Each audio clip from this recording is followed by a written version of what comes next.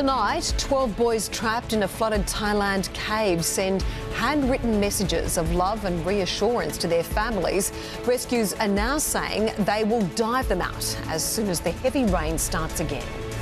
Another day of shocking domestic violence, with 2 women murdered in separate incidents just kilometres apart. Malcolm Turnbull attacks Labor lies as by-election campaigning heats up in the Queensland seat of Longman. And Sydney's CBD, like a ghost town, shut down by a high-pressure gas leak.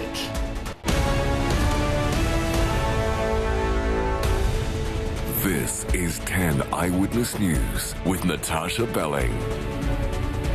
Good evening. First tonight, there is still no immediate plan to rescue 12 boys and their soccer coach who have been trapped inside a flooded cave in Thailand for more than 2 weeks. But with oxygen levels still a concern and monsoonal rain expected to resume any hour now, rescuers are under intense pressure to act to get them out.